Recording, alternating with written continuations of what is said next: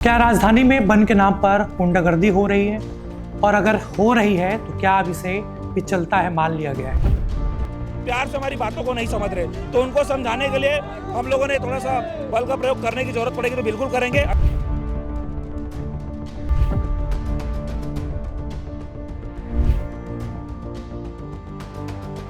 निकालो।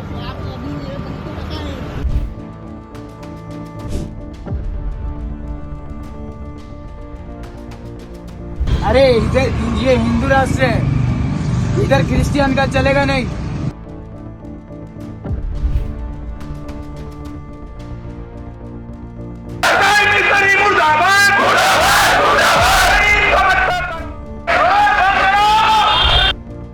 ये तस्वीरें किसी दंगे की नहीं है, ये तस्वीरें किसी युद्ध की नहीं है, ये तस्वीरें हैं एक सभ्य कहे जाने वाले शहर की, जहाँ एक शॉपिंग मॉल के भीतर डर, अफरा तफरी और तोड़फोड़ का मंजर दिखाई देता है।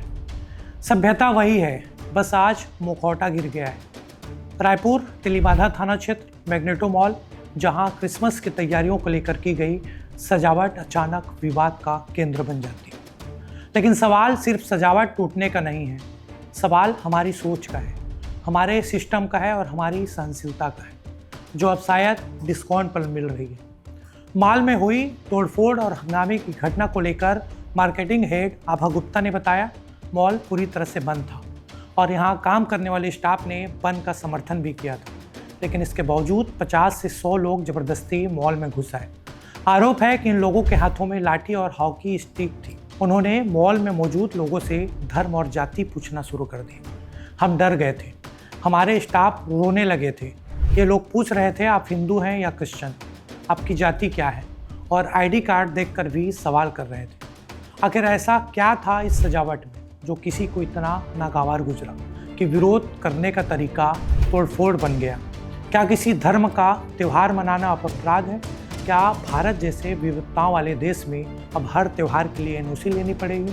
और अगर किसी को आपत्ति भी है तो क्या कानून अपने हाथ में लेना सही है, या फिर कानून सिर्फ दूसरों के लिए है? और ये अराजकता यही नहीं रुकी, मॉल से निकलकर ये ब्लिंकिट के ऑफिस पहुंची, जहां एक ब्लिंकिट कर्मचारी को डंडों से पीटा गया। मतलब अब सजावट से भी समस्या है और काम करने वाले इंसान से भी। हम यहाँ साफ करना चाहते हैं, ये वीडियो किसी संगठन, किसी समाज या किसी धर्म के विरोध में नहीं है। इस रिपोर्ट का उद्देश्य सिर्फ और सिर्फ हकीकत दिखाना और सवाल उठाना है, क्योंकि सवाल पूछना अभी भी अपराध नहीं है, कम से कम कागजों में। अब सवाल ये नहीं कि किसने किया, सवाल ये है कि क्या वन के नाम पर ये सब जायज़ है, और क्या लोकतंत्र में डर दिखाकर बात मनवाई जा सकती है? अगर हाँ तो फिर चुनाव क्यों? भारत का संविधान विरोध का अधिकार देता है, लेकिन क्या संविधान सार्वजनिक संपत्ति को नुकसान पहुंचाने की इजाज़त देता है? क्या संविधान आम लोगों को डराने की छूट देता है, किसी खास मौके को निशाना बनाने की आज़ादी देता है? संविधान पढ़ा गया है या सिर्फ इस्तेमाल किया गया है? अगर हर वन का मतलब तोड़फोड़, डर और दबाव होगा तो फिर कानून का मतलब क्या रह जाएगा? और अब सबसे असहज सवाल, इतनी हिम्मत आखिर कहाँ से आ रही है?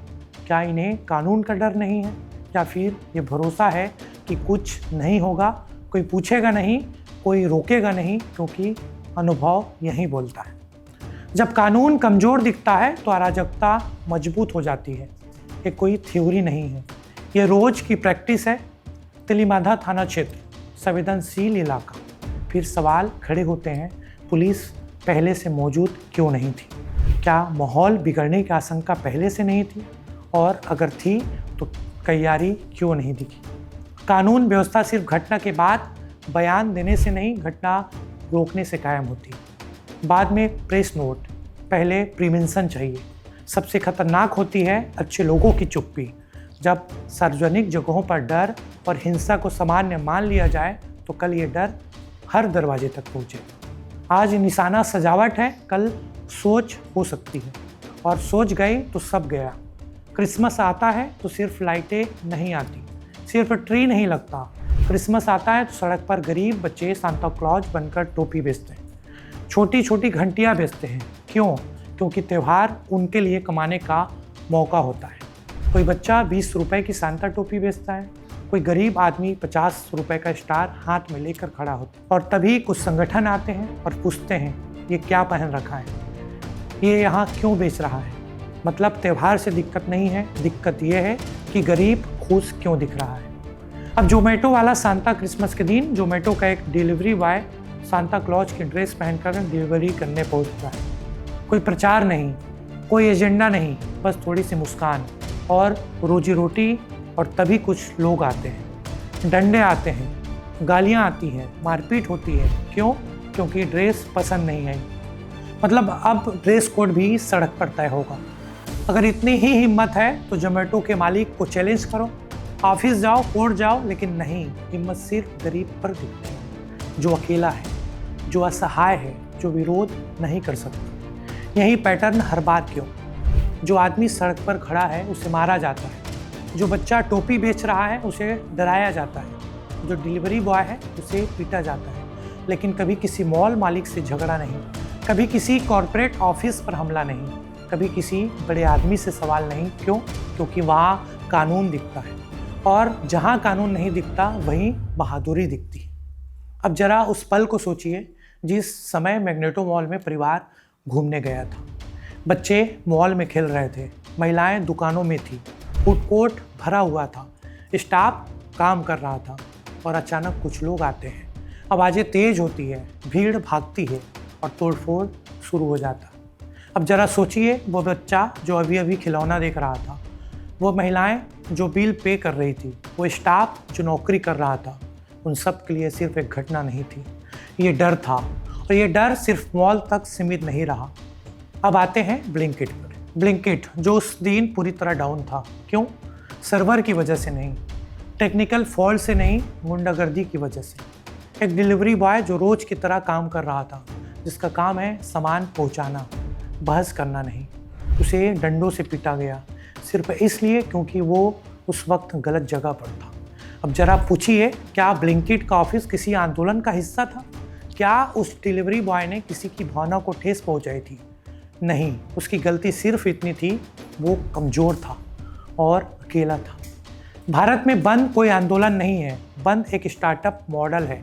और सबसे खतरनाक बात, ये सब दिन दहाड़े होता है, कैमरों के सामने होता है, और भरोसा ये होता है कि कुछ नहीं होगा। मतलब अगर दुकान बंद नहीं हुई तो तोड़ दो, अगर ऑफिस खुला मिला तो पीट दो, कोई काम करता दिख गया तो डरा दो। बंद नहीं है, ये गुंडागर्दी है बंद के नाम में। तो सरकार को बोलो, सर 25 दिसंबर कैंसिल कर दो, अगर दिक्कत ड्रेस से है तो फैशन शो बंद कराओ। लेकिन नहीं, बहादुरी निकलती है 20 रुपए की टोपी बेचने वाले बच्चे को। मतलब धर्म अब खतरे में नहीं है, गरीब खतरे में है। अगर विरोध है तो संविधान के रास्ते पर चलिए, अगर समस्या है तो सरकार से बात करिए, लेकिन डंडे के दम पर डर फैलाना विरोध नहीं है। और अगर आज इस पर सवाल नहीं उठे तो कल हर त्यौहार निशाने पर होगा, हर काम डर के नीचे होगा। सबसे खतरनाक होती है अच्छे लोगों की चुप्पी। जब हम कहते हैं हमें क्या, हम तो घर में हैं। तो याद रखिए, आज निशाना क्रिसमस की सजावट है, कल निशाना आपकी सोच हो सकती है। डर धीरे धीरे फैलता है और एक दिन दरवाज़ा खटखटाता है। अगर इतनी ही हिम्मत है तो जोमेटो के मालिक को चैलेंज करो, ऑफिस जाओ, कानूनी लड़ाई लड़ो। लेकिन नहीं, हिम्मत सिर्फ गरीब पर दिखती है। हालांकि मामले में पुलिस ने 30 से अधिक लोगों के खिलाफ FIR दर्ज की है, साथ ही उन पर कड़ी कार्रवाई की बात भी कही गई है। CG अनफिल्टर्ड, यहाँ सवाल जिंदा है और जिंदा रहे।